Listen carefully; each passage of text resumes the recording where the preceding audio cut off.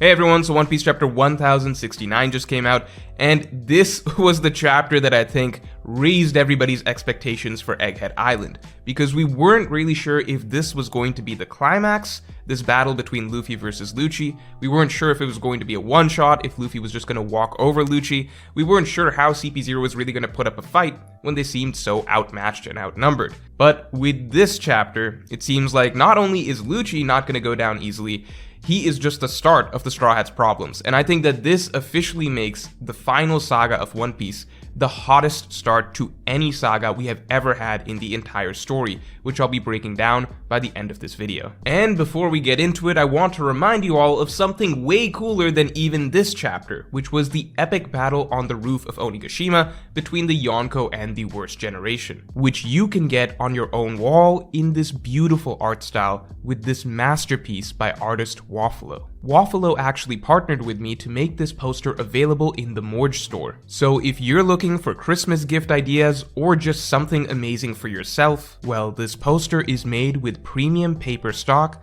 with a smooth, silky satin finish. It has high-end texture and crisp, vibrant colors. Guys, this is honestly one of the best pieces of One Piece fan art you will ever see. So just hit the link in the description below to get it for yourself today or for someone else for Christmas. So that aside, there are three major things from this chapter to talk about. Luffy versus Lucci, Vegapunk's discussion about devil fruits and the huge reveals that come from that and the implications, and then finally the setup that this chapter had for the rest of the conflict of Egghead Island arc. So Luffy versus Lucci is the simplest thing to talk about because, well, this fight was kind of for show, right?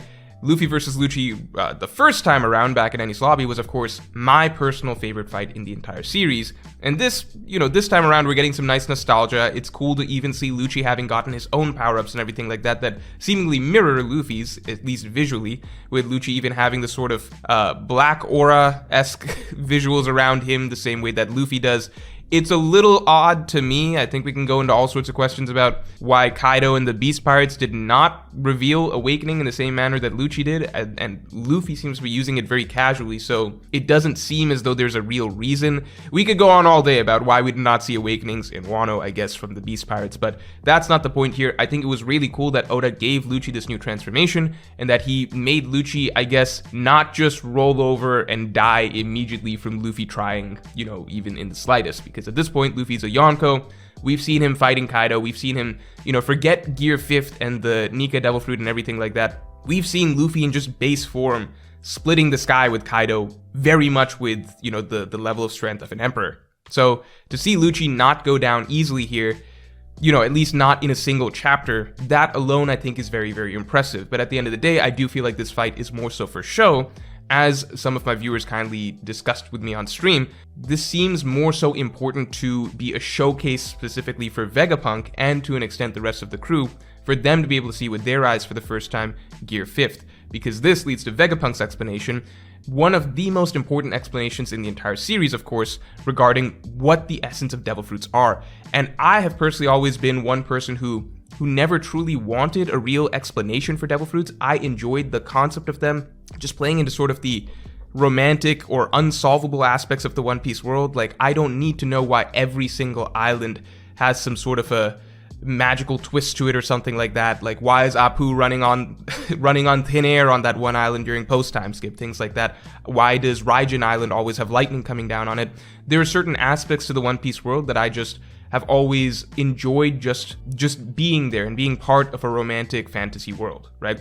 Devil fruits I kind of put into that category, at least for myself, at one point in time.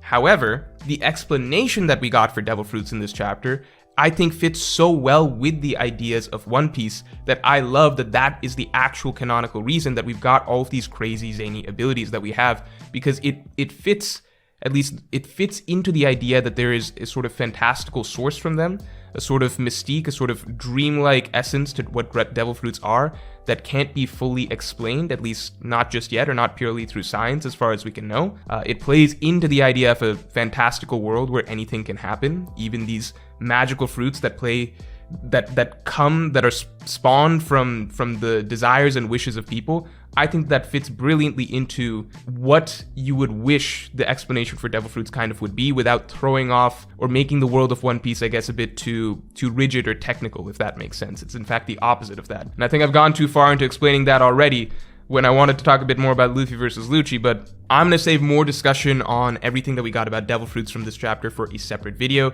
because the way it plays into thematically a lot of the ideas of the series, not just from what's been being talked about a lot in Egghead Island arc, but what's kind of been a sort of soft theme or soft idea of One Piece, I guess, for, hundreds and hundreds of chapters since, towards the very beginning of the series. So I love that. I love the explanation that we got here. I love, I guess, how much this could mean for the future and the types of things that we could see spawning from this explanation.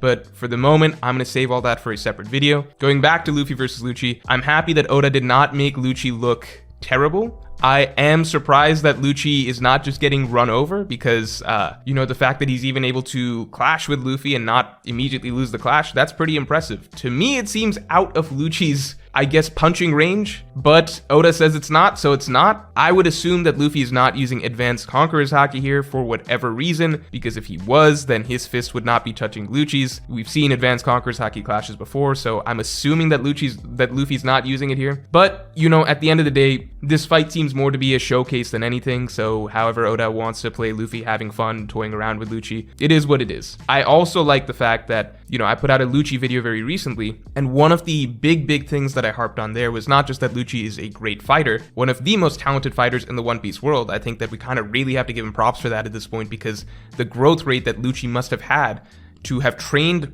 from where he was at the end of Enies Lobby to essentially catch up to where Luffy is now, right?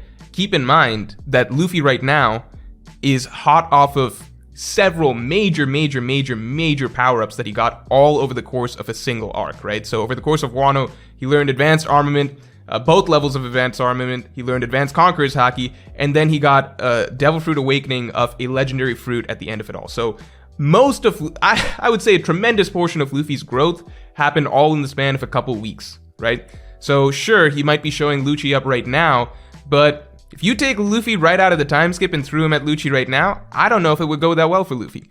I don't know. So mad props to Lucci there. He really is one of the, one in a million fighters, I guess, that the world government is hyped up, etc.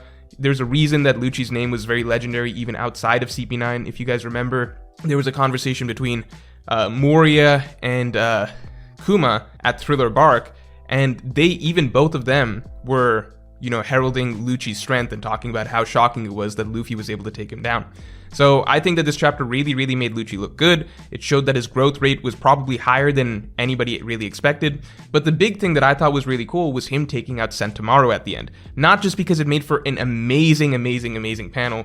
Honestly, one of my favorite panels in recent memory in One Piece. I think you gotta go all the way back to, I don't know, towards the ending fights and stuff of Wano for me to really love an action panel like that. But the panel of Lucci taking out Sentomaru was great, but it plays to what I talked about in the recent video that I put out about Lucci, which is that he is one of the smartest characters in One Piece as well. He's not just one of the most talented fighters, he's one of the smartest characters. He's one of the most decisive, and he's one of the ones that can make decisions on the fly really well. You see that throughout his fight with Luffy back in Enies Lobby, with him, opening a gap for seawater to flood in, with him figuring out Gear Second and things like that. You see that in Water 7 with him solving the mystery of Cuddy Flam and Frankie and everything like that. And you see that obviously with him having figured out the secrets about why they're being sent to kill Vegapunk and what Vegapunk most likely figured out about the Lucia Kingdom. But most importantly, you see it here. They're in a crisis, right? For whatever reason, the dummies in CP0, the other ones, they didn't realize that that bringing a Seraphim to a fight where the other person can control your Seraphim is a bad idea. They didn't figure that out exactly, and suddenly they're facing off against 4 Seraphim all fighting against them. Lucci figures out right away the decisive act is basically just cut off the head of the snake, right? Now we're back in control of all 4 Seraphim, and suddenly it's us plus these Seraphim versus them, which makes for a much better and more fair fight than what we had just a second ago, right?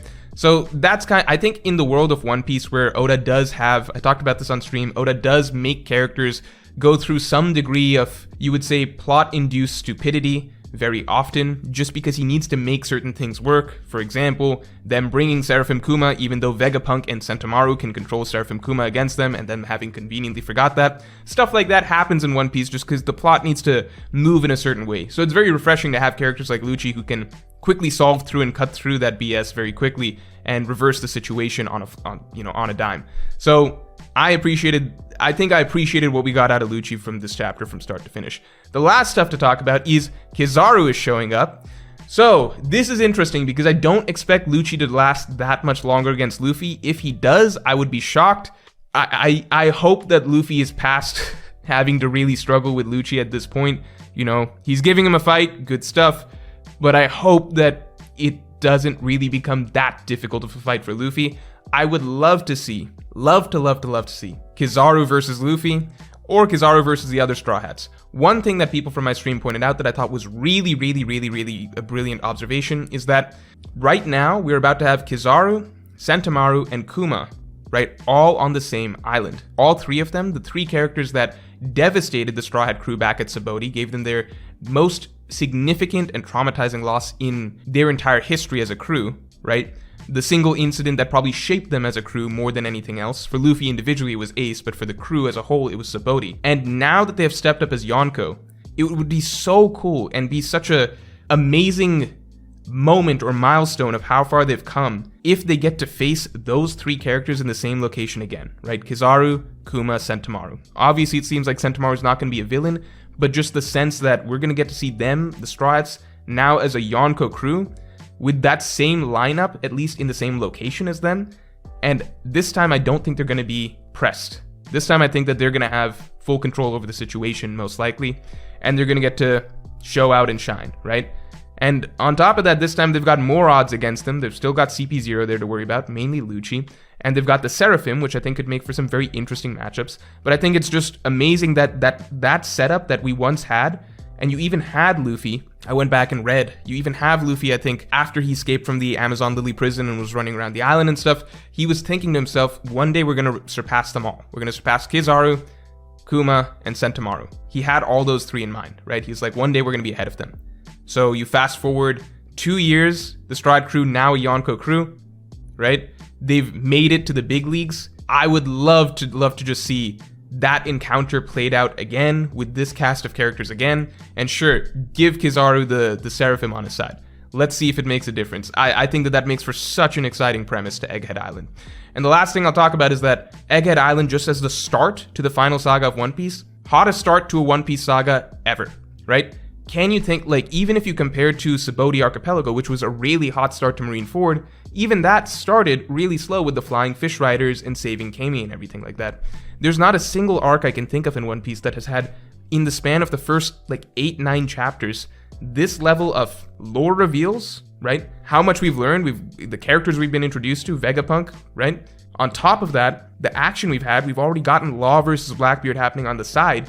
We're getting Luffy versus Lucci, the rematch of arguably the biggest fight in One Piece. We're getting that as basically a warm-up, and now it seems like we're getting the Straw Hats versus Shichibukai counterparts and an Admiral on his way, all within the less than the first 10 chapters of the arc. This arc is absolutely nuts.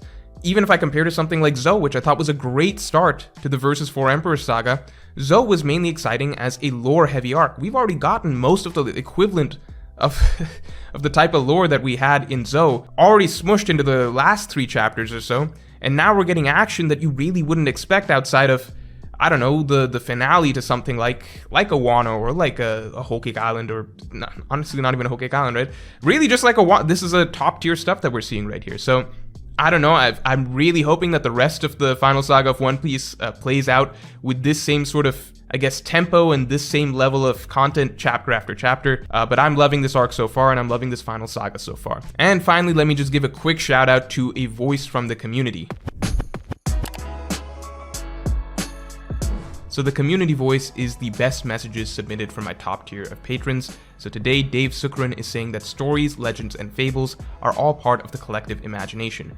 Is Vegapunk saying that devil fruits are essentially stories embodied? And could a story change the world? So the idea that devil fruits are stories embodied, I think might be a step too far, I guess. but it's hard to say just yet at the moment where Oda wants to go with it. But definitely the idea of desires and dreams, I think that fits very well into the idea of devil fruits, because the idea of desires, well, desires are really just something that you dream, something that you want. And dreams, as we know, is a very, very important part of One Piece, so we'll watch out for that. So beyond that, if you do want to relive the best moments from the previous arc of Wano, again, make sure to get your hands on that amazing, absolutely beautiful painting by Waffalo, link in the description below.